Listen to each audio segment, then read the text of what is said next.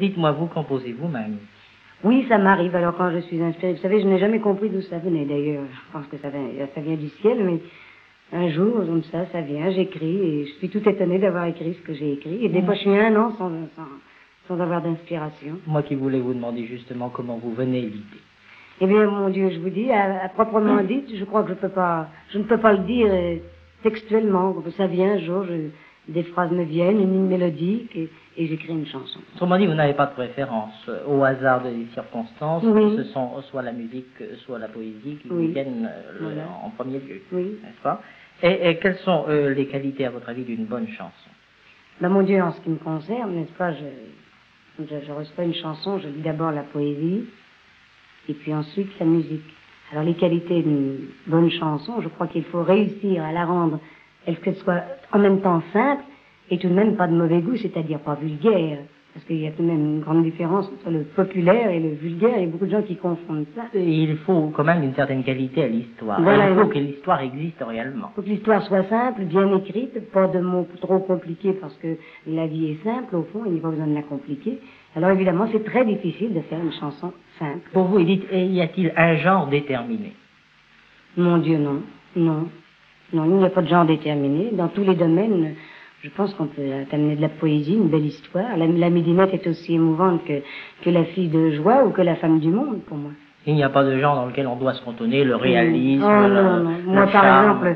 exemple, c'est assez varié, mon taupe, bien sûr. J'ai des chansons réalistes, enfin, ce qu'on appelle réalistes, comme l'accordéoniste, mais j'ai aussi de très jolies poésies, comme Les Amants de Paris, enfin, diverses chansons que j'ai chantées. C'est Le Prisonnier de la Tour, on ne peut pas appeler ça des chansons réalistes, vous voyez. Eh bien, je voulais vous demander quelles étaient vos chansons préférées dans les divers genres et de les fredonner, mais je crois que c'est totalement inutile puisque vous venez de faire une très belle énumération à ce sujet. Vos goûts concordent-ils fatalement avec ceux du public?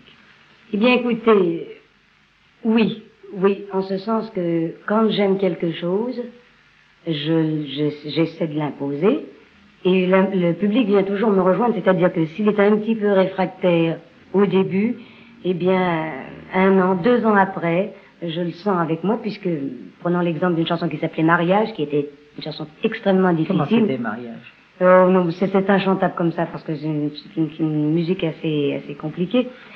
Et mon Dieu, j'ai eu beaucoup de difficultés avec cette chanson, et tout le monde me déconseillait d'insister. Et mon Dieu, j'ai la joie maintenant d'entendre non seulement du public de la salle, mais du promenoir, n'est-ce pas, c'est-à-dire du populaire, vraiment, qui me réclame cette chanson, ou dans les quartiers populaires, c'est une joie extraordinaire pour moi. Il y a donc une évolution très nette des goûts du public. Oh oui, je pense que l'artiste est très responsable du mauvais goût du public ou du bon goût du public. Mais cependant, les chansons qui étaient valables autrefois sont encore valables de nos jours, car à tous vos récitals, il m'est arrivé d'entendre très fréquemment ce qu'on appelle le poulailler, des cris qui vous réclamaient tel ou tel air qui était déjà vieux de 10 ans. Eh bien, je crois qu'une belle chanson n'a pas d'âge. Parce que vous avez des vieilles chansons du XVIe siècle qui sont des petits chefs-d'œuvre, à mon avis, et donc une belle chanson, ce qui est beau ne vieillit jamais.